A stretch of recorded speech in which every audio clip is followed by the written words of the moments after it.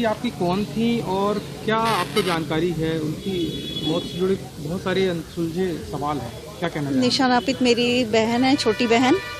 और जो यहाँ ट्रांसफ़र होकर एसडीएम के प्रमोट होकर आई थी, टिंडोरी तहसील में ज़िले में ज्वाइन किया था और फिर इसके बाद शाहपुरा आ गई थी। तो मुझे कल ही सूचना बजे के आसपास लगातार कॉल आ रहे थे। फिर अननोन समझ के हमने इग्नोर किया, फिर अचानक लगा कि नहीं उठाना चाहिए, लगातार कॉल आ रहे हैं। तो जब कॉल आया तो हमने उठाया और उसके बाद डायरेक्ट ही पुलिस थाने से सूचना दी गई कि आप निशा नापित की सिस्टर हैं। निशा नापित जो एसडीएम है वो अब नहीं रही। ये खबर जैसे ही हमें मिली हम बहुत ही शॉक्ड हो गए और बोले जो भी कारण है आपको यहाँ आइए आप। मनीष शर्मा कौन है, किस तरह का काम करते थे, कैसे उनसे शादी कब हुई थी? मनीष शर्मा एक बेरोज़गार व्यक्ति है, ग्वालियर का रहने वाला है और शादी.com मैट्रिमोनी के ज़रिए दोनों की बातचीत हुई और फिर मुलाकात हुई और इस तरह से उनकी शादी हुई। लेकिन शादी में निशा नापित ने हमें नहीं बुलाया, वो हमें बिना बताए शादी हुई गायत्री मंदिर में, मंडला में।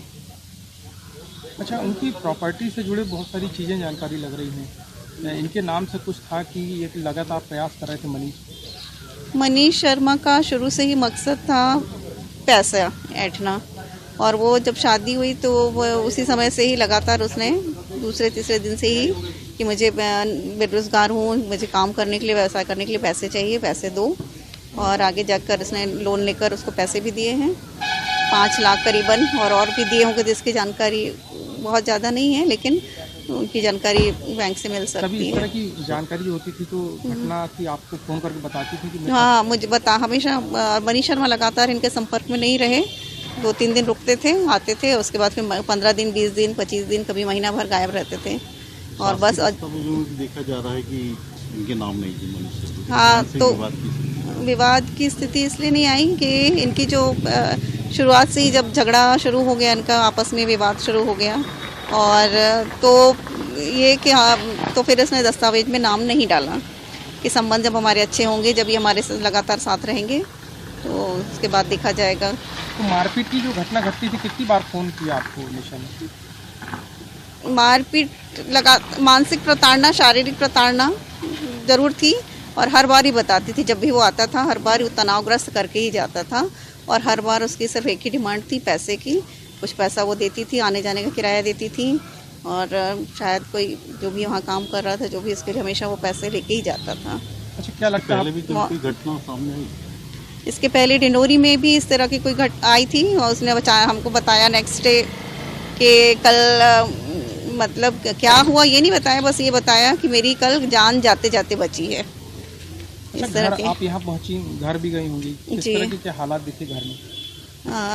जब ने उसका शव देखा हॉस्पिटल में, इसके बाद मॉर्चरी लेके गए। इसके बाद जब हम उनके घर गए तो बहुत उनके कमरे में चादर नहीं था बिस्तर पे और फिर जो टीम साथ में गई थी, फॉरेंसिक टीम, उन्होंने उसकी खोजबीन की तो बेडशीट और तकिए में सब में स्टेन पाए गए और कपड़े कुछ सूखे दिखाई दिए और कुछ कपड़े फिर खोजने पे कि तकिया के कवर में भी स्टेन पाए गए और फिर खोजा गया कि तकिया कहाँ है तो वो वॉशिंग मशीन में उसके पहने हुए कपड़े और तकिया वॉशिंग मशीन में डूबा हुआ मिला। क्या मुझे पूर्ण रूपेण आशंका है कि मनीष शर्मा ने उसकी हत्या की है। बॉडी में कुछ निशान दिखे क्या? हाँ, उसकी बॉडी में उसके चेहरे पे एक तरफ स्वेलिंग थी और खरोंच का निशान था और उसके लेफ्ट हैंड में पूरी नसें उभरी हुई दिख रही थी, नीली थी, उसके ओंठ नीला काला पड़ गया था और जीभ जो है उसके दांतों के बीच आ गई थी और आंखें बंद थी। क्या मांग कर रहे हैं?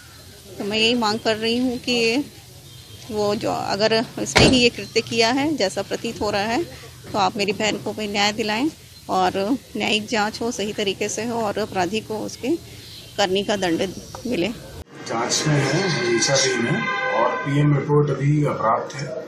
जैसे पीएम रिपोर्ट आती है तो उसके आधार पे फिर हम लोग कुछ कंक्लूजन भी बोल पाएंगे। डॉक्टर किस तरीके का संदिग्ध लग रहा है?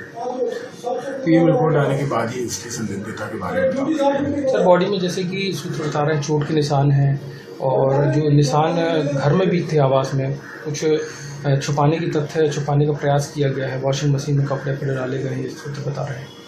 ये एक बार वो पंचनामा रिपोर्ट पूरी तरह जब आ जाएगी उसके बाद हम उसको स्पष्ट तौर पर बता पाएंगे।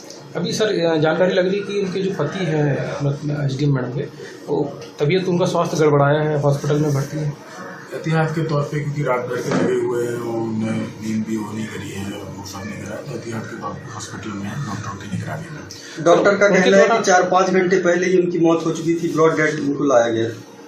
ब्रॉड डेड के बारे में जानकारी है, ब्रॉड डेड डॉक्टर ने पंचनामे में हमको दिया है, 5-6 घंटे पहले वाली बात का खुलासा अभी नहीं किया है। सर अमूमन जो जानकारी इनके पति के द्वारा क्या बताई गई थी पुलिस को या प्रशासन को, कलेक्टर साहब आप लोग कल दोनों थे, किस तरह की जानकारी दी गई थी, क्या किस तरह के स्वास्थ्य गड़बड़ था, क्या था?